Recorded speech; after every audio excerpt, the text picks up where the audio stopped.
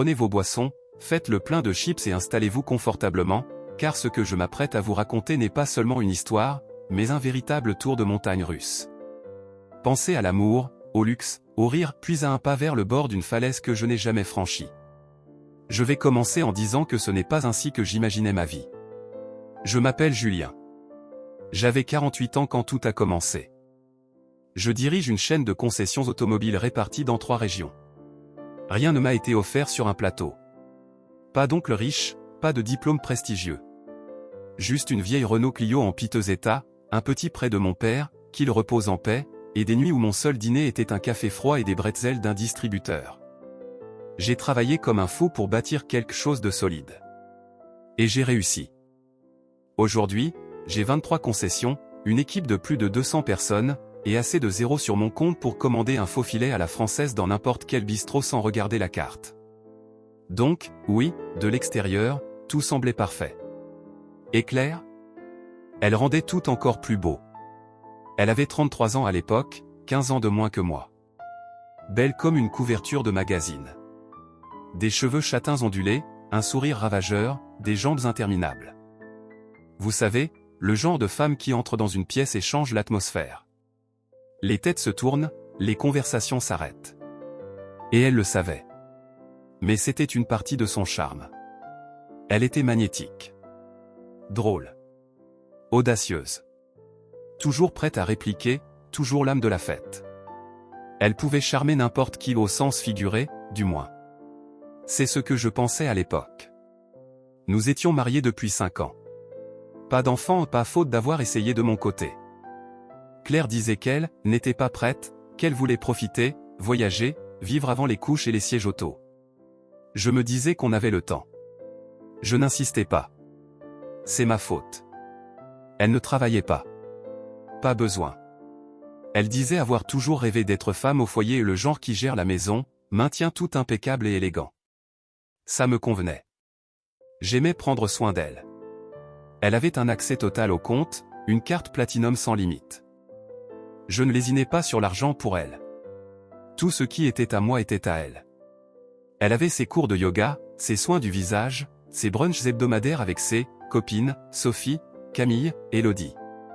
Ce groupe changeait selon celle avec qui elle parlait cette semaine-là. Ça ne me dérangeait pas. Au contraire, j'admirais son entretien. Toujours impeccable, avec les derniers sacs à main, le parfum le plus récent, une manucure fraîche. J'étais fier d'entrer dans une pièce avec elle à mon bras. Fier de lui offrir une vie où elle n'avait pas à lever le petit doigt. Nous voyagions beaucoup. Les week-ends étaient sacrés pour moi, je ne travaillais jamais, mais me reposais après une semaine intense. On partait partout, en montagne, à la mer, dans les forêts. Je planifiais tout. Des voyages surprises. Des dîners aux chandelles. Des visites privées. J'ai toujours été celui qui organise, qui agit et elle était l'étincelle. J'aimais ça comme ça. Je pensais qu'on avait tout pour être heureux. Elle m'envoyait des selfies dans la journée et des petites choses, comme sa nouvelle robe ou une salade qu'elle mangeait au déjeuner et je répondais avec des compliments et des cœurs comme un ado. Je pensais qu'on était encore dedans. Vraiment. Il y avait des signes, bien sûr. Mais le recul est une sacrée saloperie. C'est saute d'humeur, comme un interrupteur. Un instant, elle était affectueuse et pétillante, et l'instant d'après, elle s'énervait pour un rien, comme mes chaussures laissées près de la porte. Les journées spa, mystérieuses qui devenaient plus fréquentes. Les soirs où elle rentrait plus tard que prévu, prétextant la circulation ou avoir perdu la notion du temps avec ses copines. Je balayais ça d'un revers de main. Je me disais de ne pas être un de ces maris parano qui ne supportent pas une femme indépendante. Mais elle n'était pas indépendante. Elle vivait à mes crochets. Tout ce qu'elle avait à la voiture, les vêtements, le toit au-dessus de sa tête venait de moi. Et ça m'allait. Je voulais être celui qui pourvoit. J'aimais prendre soin d'elle. Le mensonge, ce n'était pas qu'elle prenait mon argent. Le mensonge, c'était tout le reste. Il y avait de petites fissures, par-ci, par-là. Un appel qu'elle ne voulait pas prendre devant moi. Une dépense sur la carte qui ne correspondait pas tout à fait à son histoire. Une fois, j'ai pris son téléphone par erreur, il avait la même coque que le mien et elle a pratiquement sauté à travers la pièce pour me l'arracher. J'ai ri. Je pensais qu'elle était juste réservée. Mais maintenant, je repense à ce moment et j'ai froid dans le dos. La vérité, c'est que je lui faisais confiance parce que je voulais lui faire confiance. J'ignorais les signaux clignotants parce qu'admettre qu'un truc clochait était pire que de prétendre que tout allait bien. C'est drôle. J'ai bâti une entreprise sur mon instinct de lire les gens, repérer les mensonges, conclure des affaires. Mais à la maison, j'étais aveugle comme une taupe. Je pensais être le roi de mon château. En fait, j'étais le clown de son cirque. Tout a commencé par une démangeaison. Rien de grave au début. Juste un inconfort vague, persistant, qui ne partait pas. Je pensais à une irritation, peut-être le savon, peut-être trop de temps assis au bureau. J'avais enchaîné les rapports de rotation de stock et les audits des concessions, des nuits tardives. Je me disais qu'il fallait boire plus d'eau, réduire le café. Je ne suis pas du genre à courir chez le médecin pour un rien. Mais là, ça me gênait. Pendant des jours. Puis une semaine. Et puis j'ai remarqué quelque chose qui n'était pas juste une démangeaison. Il y avait, disons, une éruption. Là-dedans. Je me suis dit de ne pas paniquer. Probablement une réaction au savon ou au nouveau caleçon que j'avais pris à Leclerc quand Claire m'avait traîné faire du shopping. Peut-être une légère infection. Ça arrive aux mecs, non? J'ai cherché sur Google. Mauvaise idée. On ne cherche jamais ces symptômes sur Internet. En 5 minutes, je suis passé d'une éruption bénigne à une mort par parasites tropicaux rares. Alors, j'ai fait ce qu'un homme adulte doit faire et j'ai appelé le médecin. Le docteur Martin et moi, ça remonte à des années. Un type direct. Pas du genre à vous tenir la main, ce que j'apprécie. Je lui ai décrit ce que je ressentais. Il n'a pas scié. M'a reçu pour un contrôle rapide et a dit que c'était probablement rien, mais qu'il voulait faire des tests pour être sûr. Prise de sang. Écouvillon. Tout le tralala.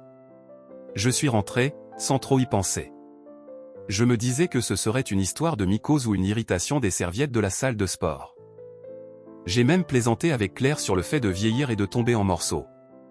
Elle a ri et m'a dit de moins travailler et de me reposer. Elle n'a pas posé de questions.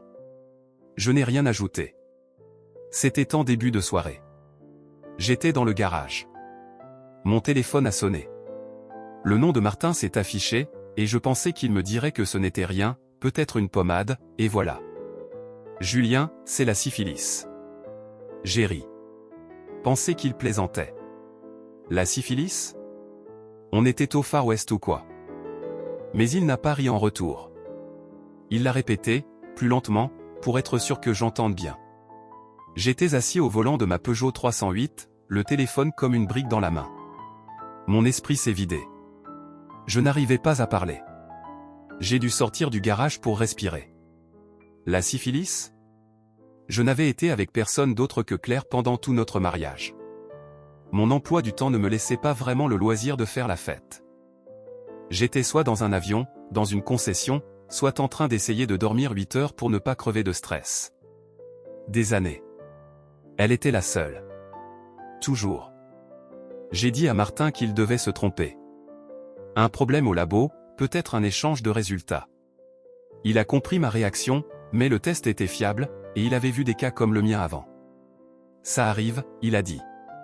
Pas souvent, mais ça arrive. Je n'arrivais pas à le concevoir. Je me douche 2 fois par jour. Je ne fais rien de risqué. J'habite dans une résidence sécurisée, je mange sain, je dirige une entreprise. Je ne suis pas dehors à faire je ne sais quoi. Alors d'où ça venait, bordel?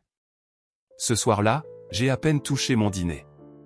Claire avait préparé des pâtes aux crevettes et m'avait servi un verre de Bordeaux. Elle parlait, racontant qu'une amie de son cours de yoga divorçait encore. J'acquiesçais. Je souriais. J'essayais de ne pas laisser mes mains trembler. Je me répétais, ce n'est pas possible que ce soit elle. Pas possible. Elle ne ferait jamais, si? Puis vinrent les pensées que je ne voulais pas avoir. Les nuits tardives. Les amis que je n'avais jamais rencontrés. Les voyages qu'elle disait faire seule. La fois où elle est rentrée en gloussant, un peu trop de vin sur la laine et du rouge à lèvres mal aligné. Mais je lui faisais confiance. Totalement. Sans question. Je n'avais jamais vérifié son téléphone. Jamais demandé où elle allait. J'étais fier de ne pas être ce genre de mec. Maintenant, je ne pouvais plus la regarder dans les yeux sans tout remettre en question. Je ne l'ai pas confrontée ce soir-là. Je ne savais pas comment. Comment on regarde sa femme, celle avec qui on voulait vieillir, et poser une question pareille? À la place, je suis resté sur la terrasse jusqu'à ce que les moustiques me chassent. Je me suis couché à côté d'elle, écoutant sa respiration douce, me demandant si je l'entendrais un jour de la même façon. Le lendemain matin, j'ai rappelé Martin et demandé une copie papier des résultats. Pas juste pour moi, je voulais une preuve. Froide, dure, en noir et blanc. Je lui ai dit que je viendrais la chercher moi-même. Mes mains tremblaient tout le temps. Je ne savais pas encore ce que j'allais en faire. Mais je savais que la première chose à faire était de découvrir la vérité. Plus de suppositions. Plus d'espoir que j'avais tort. Je n'étais juste pas prêt pour la suite. Ce jour-là, au travail, je n'ai presque rien fait. Je déambulais dans la concession pour avoir l'air occupé, saluant les employés comme si j'avais quelque chose d'important en tête, alors que mon esprit tournait comme un manège dans tous les sens. Les résultats imprimés de Martin étaient pliés dans ma poche de veste, lourds comme un pistolet chargé. Je les ai sortis et regardés 10 fois dans la journée. À chaque fois, espérant m'être trompé. Avoir mal lu. Mais c'était là, en noir et blanc. Positif. Syphilis. Ce mot résonnait dans ma tête comme une mauvaise blague. Je pouvais entendre la voix de Martin le répéter, claire comme une cloche, pendant que le monde autour de moi devenait statique. J'ai sauté le déjeuner. Impossible de manger. Même le café avait un goût de boue. Je suis resté au bureau jusqu'à presque 22 heures, même si tout était bouclé à 19 heures. Je n'arrivais pas à rentrer. Je ne voulais pas la voir, pas encore. J'avais besoin que la maison soit calme à mon retour. J'avais besoin d'espace pour respirer. Mais bien sûr, ça n'a pas marché comme ça. Elle est rentrée vers 23h30. Pile à l'heure. Elle n'a pas été surprise de me trouver encore debout, mais dès qu'elle m'a vu dans le salon, son sourire s'est transformé en quelque chose de prudent. « Salut, chérie », a-t-elle dit en posant son sac sur la console de l'entrée. « Pourquoi tu es encore ?» Je l'ai coupé. « Il faut qu'on parle. » Elle s'est figée. Une main encore sur son sac. Elle a légèrement penché la tête. « D'accord. » Je suis allé chez le médecin. Ses yeux se sont plissés, à peine. Je l'ai remarqué, parce que je scrutais son visage comme un faucon. Chaque tressaillement. Chaque souffle. J'avais des symptômes, alors je suis allé à la clinique et j'ai fait des tests. J'ai les résultats. J'ai la syphilis, ai-je dit. Et là, elle a commencé à cligner des yeux. Lentement, comme si c'était calculé. Attends, quoi? Sa voix tremblait un peu, comme si elle jouait la confusion.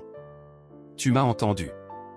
Elle s'est figée un instant, puis a laissé échapper un demi-sourire, un demi-gémissement. Tu plaisantes, non? Je n'ai pas répondu. Elle s'est approchée, bras croisés, son ton devenant plus dur. Attends, tu es sérieux? Et tu penses que c'est moi qui t'ai donné ça? Ou peut-être que tu l'as chopé quelque part sans moi? Elle a reculé, yeux écarquillés, mais je voyais les rouages tourner dans sa tête. Elle n'avait pas peur. Elle calculait. Ajustait son masque. Oh, s'il te plaît, a-t-elle dit, la voix montant. Je ne suis pas la seule à sortir de la maison, Julien. Tu voyages.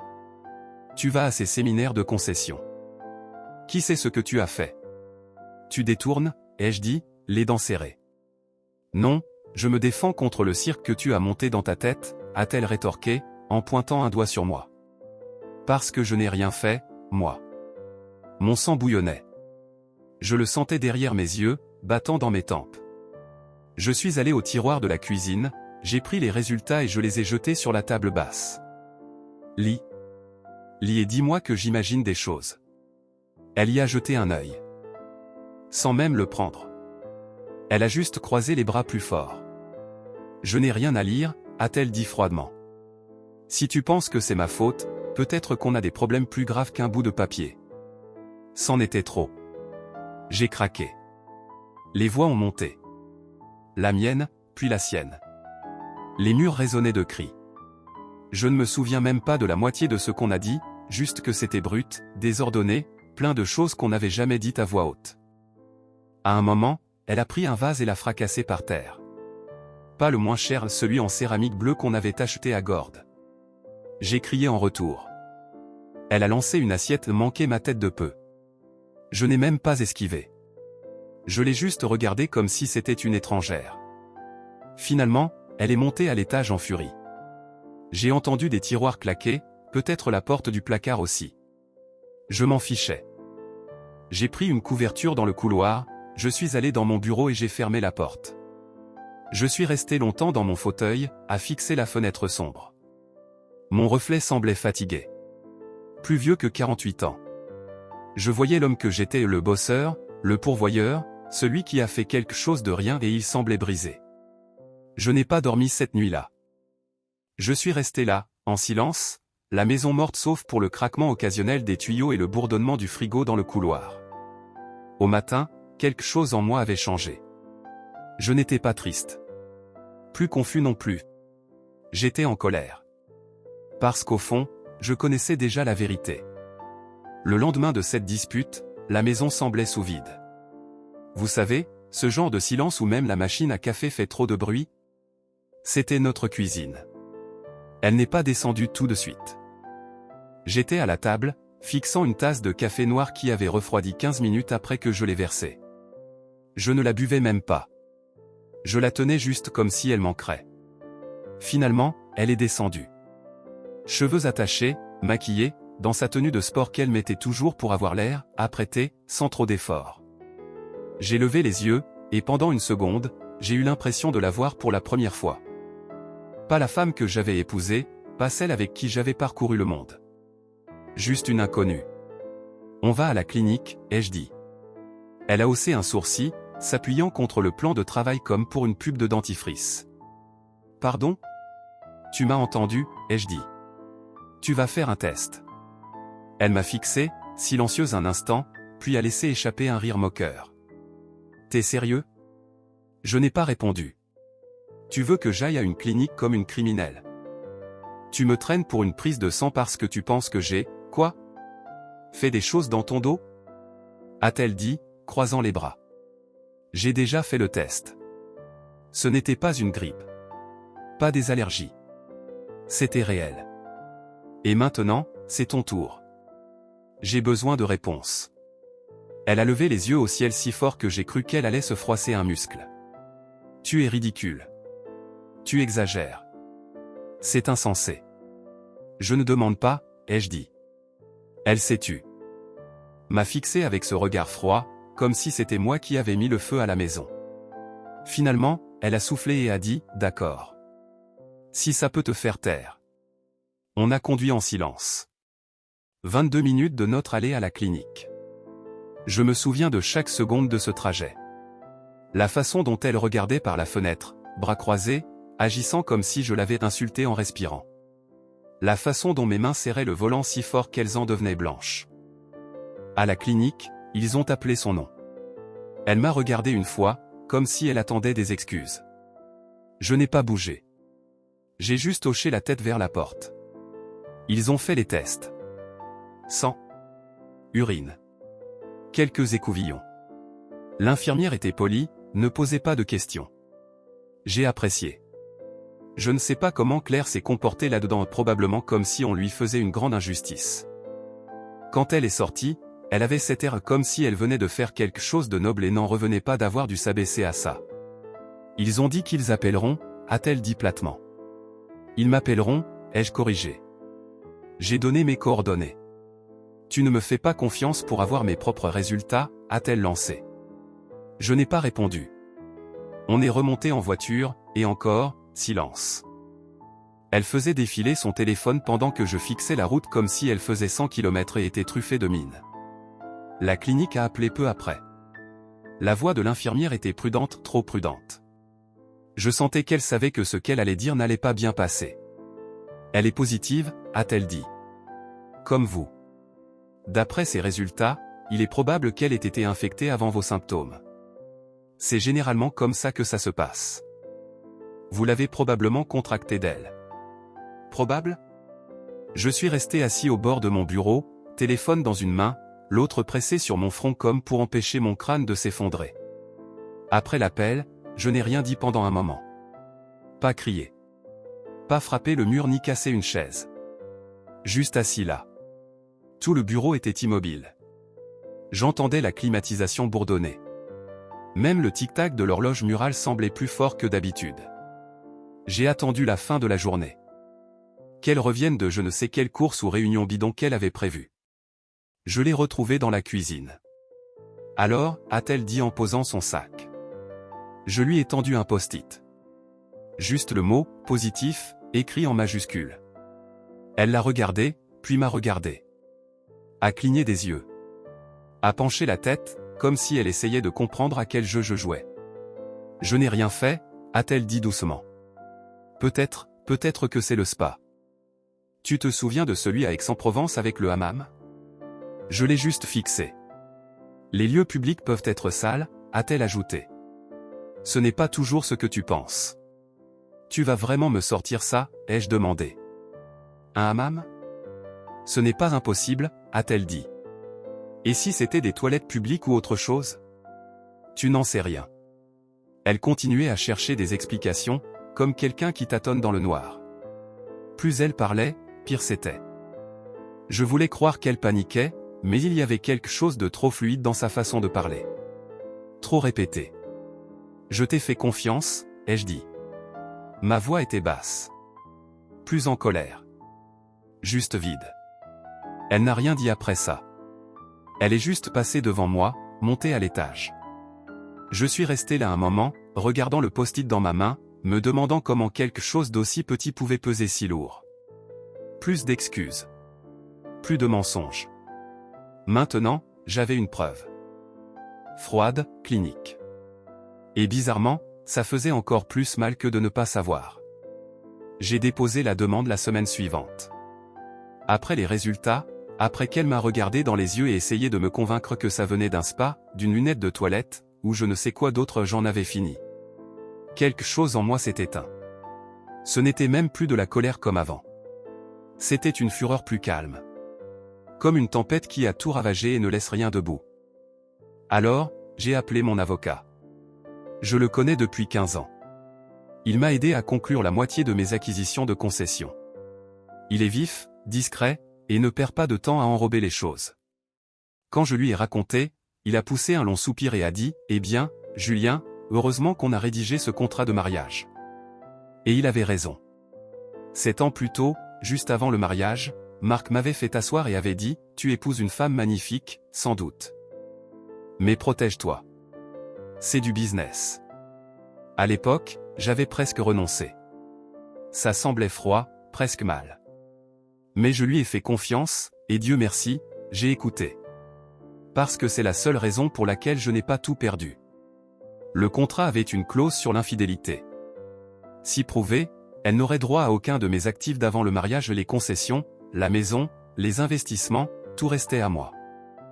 On l'avait ajouté parce que j'avais travaillé trop dur pour bâtir ce que j'avais, et je n'allais pas risquer la moitié sur l'espoir que l'amour ne tournerait jamais mal. Mais voilà, prouver une infidélité au tribunal, ce n'est pas aussi simple que de poser un résultat de test sur le bureau d'un juge. Même avec le diagnostic. Même avec la chronologie. Même avec le fait que je n'avais été avec personne d'autre. Ce n'était pas une preuve au sens légal. C'était suggestif. Suspect. Circonstanciel.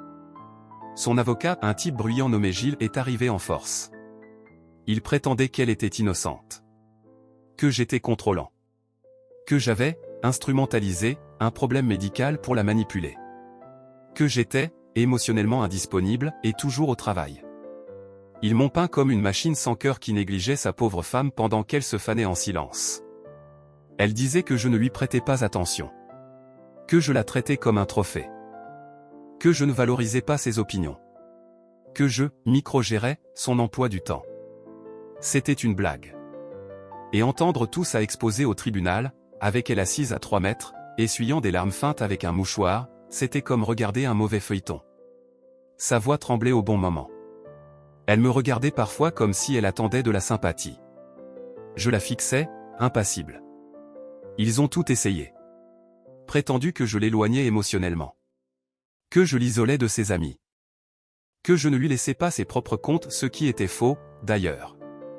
Elle avait accès à toutes les cartes, tous les comptes. Elle ne s'était jamais plainte de rien jusqu'à ce que ça serve son discours. Mon avocat a sorti les preuves, relevés bancaires. Photos de voyage ensemble. Emails et messages entre nous montrant de l'affection, des projets, une connexion. Il était calme, chirurgical. Inébranlable. Mais ça a traîné. Des mois. Déposition, dossier, échange de courrier. Elle refusait de transiger. Pensait qu'elle pouvait muser. Elle voulait la moitié de tout. Prétendait que le contrat était invalide. Disait qu'elle avait été forcée. Que c'était, dépassé, et ne reflétait pas notre dynamique actuelle. Elle a même visé ma maison de campagne, celle dans le Luberon qu'on avait achetée 2 ans après le mariage. Techniquement, c'était un bien commun. Alors, oui, elle en a eu la moitié. Mais laissez-moi vous dire ce qu'elle a obtenu d'autre. Elle a eu sa Citroën C3. Celle que je lui avais achetée pour son anniversaire. Elle a eu les meubles de la chambre d'amis à l'étage. Un canapé, quelques étagères, 2 tables. Elle a eu des appareils de cuisine et quelques électroniques, la vieille télé, son ordinateur portable, sa machine à expresso. C'est tout. Elle pensait repartir avec des millions. Elle pensait avoir touché le jackpot. Qu'elle allait pleurer au tribunal, jouer la victime, et partir avec mon argent. Mais le contrat a tenu. Chaque clause, chaque mot. Elle avait toute une équipe pour essayer de le démonter, et Marc les a stoppés un par un. Quand le juge a enfin validé l'accord, elle semblait abasourdie. Vraiment abasourdie. Comme si elle n'arrivait pas à croire que ça arrivait. Comme si elle n'avait pas mis le feu à la vie qu'on avait construite et s'attendait encore à toucher le pactole. Elle a fait ses cartons et est partie 2 jours plus tard. Pas d'adieu dramatique. Pas d'excuses. Juste des boîtes, du scotch, et une légère odeur de son parfum dans l'entrée. Je me suis assis dans le salon ce soir-là avec un verre de cognac, fixant le silence. Ma maison semblait immense et vide, comme si on en avait aspiré tout sens. Mais au moins, elle était à moi. Qu'elle garde la Citroën et le salon de jardin. Moi, j'ai gardé l'Empire. Le traitement était un enfer. Je ne dis pas ça à la légère. J'ai traversé des choses dures, lancé une entreprise de rien, enchaîné les doubles journées pendant des mois, enterré mon père sans un sou en poche, mais ça, c'était une autre bête. C'était coûteux, long, et franchement humiliant. Plusieurs injections. Des suivis. Des tests qui me donnaient l'impression d'être un rat de labo. J'ai dû expliquer la situation plusieurs fois à différents médecins, infirmiers, des gens qui essayaient d'être polis mais qui vous lançaient toujours ce regard, celui qui dit qu'il relie les points avant même que vous ayez fini votre phrase. Les médicaments me faisaient me sentir minable. Des migraines comme des coups de tonnerre, une fatigue qui pesait sur mon dos comme un rocher. J'essayais toujours de gérer mon entreprise, d'aller au bureau en faisant semblant que tout allait bien alors que je m'effondrais à l'intérieur. Et émotionnellement ? N'en parlons pas. La honte me collait à la peau. Même après que la colère s'est éteinte, même après que le tribunal m'a donné raison, il restait ce goût aigre dans ma bouche. Je me demandais, comment j'ai laissé ça arriver ? Pas juste la trahison mais tout. La confiance aveugle. Les excuses. Le fait que j'ai ignoré mon instinct si longtemps. Ça ronge un homme. Mais j'ai fait ce que je devais faire. J'ai suivi le traitement. Fait tous les rendez-vous. Pris chaque comprimé. Serré les dents face à l'inconfort et continué d'avancer. Quelques mois plus tard, je commençais à me sentir moi-même physiquement, du moins. Émotionnellement ? Ça a pris plus de temps. Pendant ce temps, la vie de Claire a vite dégringolé. Je n'ai pas cherché à savoir. Mais les nouvelles circulent, surtout dans des villes comme la nôtre, et avec une femme comme elle. Les gens remarquent. Les gens parlent.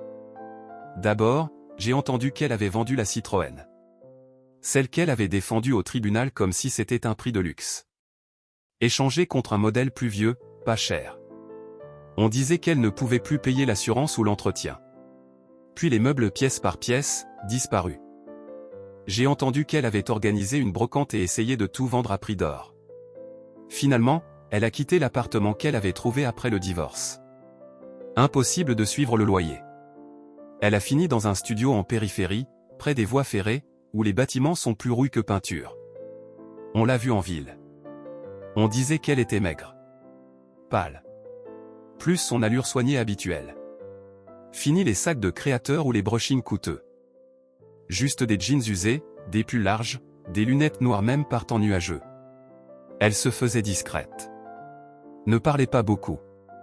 Certains disaient qu'elle évitait complètement son ancien cercle d'amis. Une connaissance commune, Camille, je crois, a mentionné que Claire avait essayé de partir à Paris pour un nouveau départ. Elle avait un vague projet de devenir styliste ou de lancer un blog. Quoi que ce soit, ça n'a pas duré. Elle était de retour en 2 mois. Sans fanfare. Juste revenue discrètement avec quelques valises et nulle part où aller. Puis les choses ont empiré. Une autre amie et quelqu'un de son ancien groupe de yoga m'a dit que Claire n'allait pas bien. Un problème de santé, sans détails précis. On disait qu'elle semblait éteinte. Fatiguée, pas juste physiquement. Elle passait dans des cliniques, apparemment. Commençait à emprunter de l'argent. Certains disaient qu'elle essayait de travailler à un comptoir de maquillage à Carrefour, mais qu'elle n'avait pas tenu. D'autres disaient qu'elle avait juste abandonné. Je n'ai pas demandé de détails. Pas besoin. J'avais déjà fait la paix avec le fait que nos vies n'étaient plus liées. Puis, quelques mois plus tard, j'ai reçu un appel de Sophie, une de ses anciennes amies, celle qui venait au week-end à la plage ou à Bordeaux. On n'avait pas parlé depuis le divorce. Je pensais que tu devais savoir, a-t-elle dit, la voix tendue. Claire est décédée. Je n'ai rien dit. Pas tout de suite. Comment, ai-je fini par demander. Ils ne savent pas. Peut-être la maladie. Ou autre chose. Elle n'allait pas bien. C'est tout ce que j'ai eu. Sophie ne voulait pas en dire plus. Je n'ai pas demandé. Elle a dit qu'il n'y aurait pas vraiment de cérémonie. Juste une crémation discrète. J'ai raccroché et je suis resté là. Je n'ai pas ressenti ce que je pensais ressentir. Pas de closure. Pas de triomphe. Pas de satisfaction. Juste un silence étrange, creux, qui s'est installé dans ma poitrine. Comme regarder les dégâts après une tempête et réaliser que c'est permanent, même si le ciel est clair. C'est étrange de voir quelqu'un qu'on a aimé s'effondrer de loin. Plus étrange encore quand cette personne est la raison de cicatrices qu'aucun médecin ne peut soigner. Les gens demandent encore parfois à vieux amis, contacts professionnels, ce qui est arrivé à Claire. Je dis juste, elle est partie, et je m'arrête là. Parce qu'elle l'est. Et certaines histoires n'ont pas besoin d'être racontées. Après que tout s'est calmé, je n'ai pas sauté sur l'occasion de recommencer. Pas envie de sortir, de rencontrer quelqu'un, ou de faire des efforts pour des conversations banales autour d'un café. J'étais fatigué. Usé. Comme si on m'avait enlevé la batterie et laissé fonctionner sur des vapeurs. Je me suis jeté dans le travail. Ouvert 2 nouvelles concessions. Réorganiser le personnel. Regarder de plus près qui je gardais autour de moi. J'ai coupé les branches mortes, les frimeurs, les beaux parleurs, ceux qui souriaient trop large et disaient trop peu de choses qui comptaient. Mon cercle s'est réduit, et ça me plaisait comme ça. Je passais plus de temps à la concession, au bureau. Il y a quelque chose de réconfortant dans le rythme d'une salle d'exposition animée, le grincement des pneus neufs sur le sol brillant, le claquement des talons, le bourdonnement des négociations dans les bureaux. Ça me gardait concentré. Ça me gardait sain d'esprit. Pendant longtemps, je ne voulais laisser personne entrer. Je rentrais, faisais un dîner simple, parfois juste un sandwich, et m'asseyais sur la terrasse avec un verre de cognac et le bruit du vent dans les arbres. La paix est devenue la récompense que je ne savais pas chercher. Et puis il y a eu Léa. Elle n'était pas du genre à faire une entrée fracassante. Pas de feu d'artifice. Pas de flirt dramatique. Elle était juste, là. Stable. Polie. Elle gérait l'accueil à notre concession de Nantes. Je l'avais vue quelques fois, toujours remarqué son professionnalisme. Elle gérait les clients mécontents mieux que la plupart des managers que j'ai eu, gardait son calme, souriait sans être fausse, ne craquait jamais sous la pression. Un après-midi, je suis passé sans prévenir. Juste pour vérifier l'inventaire et revoir des chiffres de planning. Elle m'a proposé un café, que j'ai refusé, mais quelque chose dans sa façon de dire « on dirait que vous courez toute la journée » m'a fait m'arrêter et la regarder vraiment pour la première fois. Elle n'était pas tapa accent grave l'œil. Pas de sac de créateur, pas de maquillage exagéré. Juste une queue de cheval, une blouse bleu clair, et cette attitude posée, sans chichi, qui semblait une bouffée d'air frais. Elle souriait avec sincérité. Vous regardez dans les yeux. Disait exactement ce qu'elle pensait sans tourner autour du pot. J'ai commencé à passer plus souvent. Au début, juste pour des choses liées au travail, planning, chiffres, retour client. Puis des discussions plus détendues. On parlait de foot, de famille, de grandir dans des petites villes. Je me surprenais à attendre son nom sur mon téléphone. Elle avait 27 ans. Ça m'inquiétait au début. Je lui ai dit que j'avais traversé un enfer. Que je n'étais pas prêt à entraîner quelqu'un dans mon ombre. Elle m'a juste regardé, haussé les épaules et dit « Les ombres ne me font pas peur. Il suffit de savoir où est la lumière. » Ça m'a touché en plein cœur. On y est allé doucement. Sans précipitation. Sans faire semblant. Je lui ai tout raconté, le divorce, le diagnostic, la bataille judiciaire, les retombées. Je l'ai dit tôt, pensant que ça pourrait la faire fuir. Pas du tout. Elle n'a pas bronché. Juste hoché la tête et dit, les gens font des erreurs. Mais recommencer n'en est pas une. On est sortis ensemble pendant plus d'1 an. Petit déjeuner du dimanche au bistrot du coin. Après-midi à se promener dans le jardin des plantes. Elle aimait les choses simples, les marchés locaux, les fêtes de village, les marathons de vieux films avec du popcorn et des chaussettes dépareillées. Pas de drame. Pas de jeu de devinettes. Elle a rencontré mon équipe. Il l'adorait. Disait qu'elle faisait ressortir quelque chose de plus léger en moi, qu'il n'avait pas vu depuis des années. Je le sentais aussi. L'année dernière, je lui ai demandé de m'épouser. Pas de grande mise en scène. Juste nous deux sur la terrasse, là où je m'asseyais seul avec mes pensées. Je lui ai dit que je ne voulais pas écrire un autre chapitre sans elle. Elle a dit oui, les larmes aux yeux, sa main sur ma joue. On est mariés depuis 1 an maintenant. La vie est plus calme. Plus simple. Plus heureuse. Elle ne demande pas grand-chose. Juste de l'honnêteté, du temps, et mon meilleur effort que je donne volontiers. Elle sait que les cicatrices sont toujours là. J'ai des jours où le passé revient comme un brouillard, me fait tout remettre en question. Elle ne pousse jamais. Elle prend juste ma main et me laisse retrouver mon chemin. Il y a de nouveau du rire dans la maison. Du vrai rire. Pas forcé, pas pour le show. Elle danse dans la cuisine quand ses chansons préférées passent. Parle à notre chien comme s'il était humain. Laisse des posts TS avec des blagues idiotes sur le frigo. C'est le genre de chaleur qu'on ne peut pas feindre.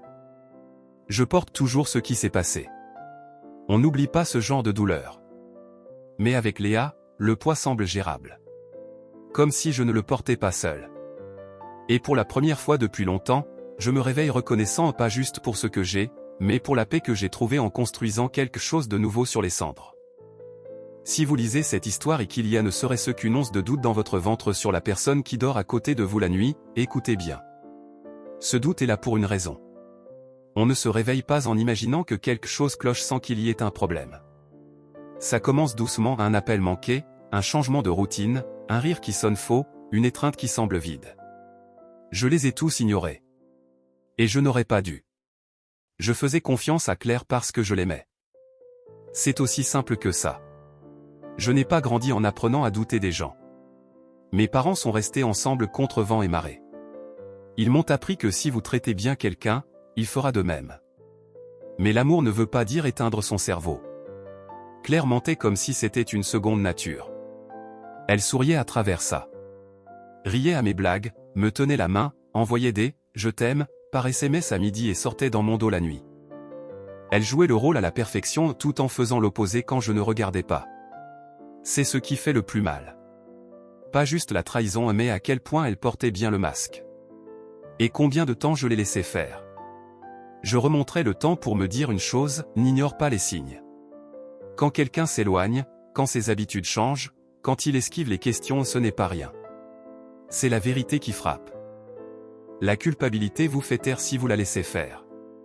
Je me sentais coupable de trop travailler, d'être fatigué, de ne pas en faire assez. Alors quand les choses ont changé, je me suis blâmé. Pensais que je n'étais pas assez.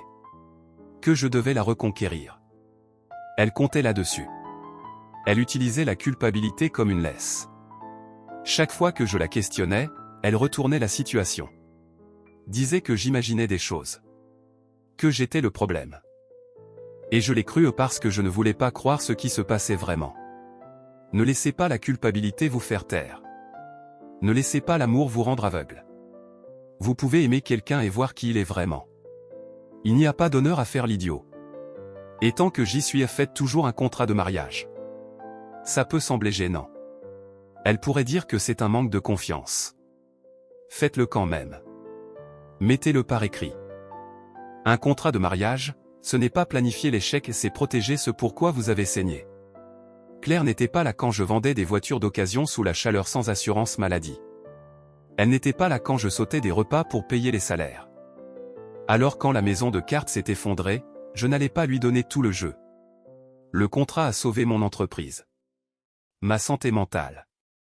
Sans lui, je vous raconterai une autre histoire. Les gens diront peut-être que vous êtes froid pour en parler. Laissez-les dire. La confiance se scelle par des poignées de main. Les contrats gardent les choses justes quand ses mains lâchent. Je regarde ma vie maintenant plus calme, plus stable et je me souviens à quel point j'ai failli tout perdre parce que je n'ai pas écouté mon instinct. Parce que je pensais qu'être un bon mec voulait dire pardonner des choses qui n'avaient même pas été admises. Alors voilà, surveillez le silence. Le changement de ton. Les rires forcés. Les nouveaux mots de passe. Les disparitions avec de mauvaises explications. Et si ça ne semble pas juste, n'attendez pas d'être assis dans une clinique ou un tribunal pour comprendre pourquoi. Vous savez déjà. Vous ne voulez simplement pas encore le voir. Partagez votre avis dans les commentaires. Que feriez-vous si vous appreniez ce diagnostic? Aideriez-vous votre femme à guérir? Si vous avez aimé cette histoire, abonnez-vous à la chaîne et laissez-nous un « j'aime ».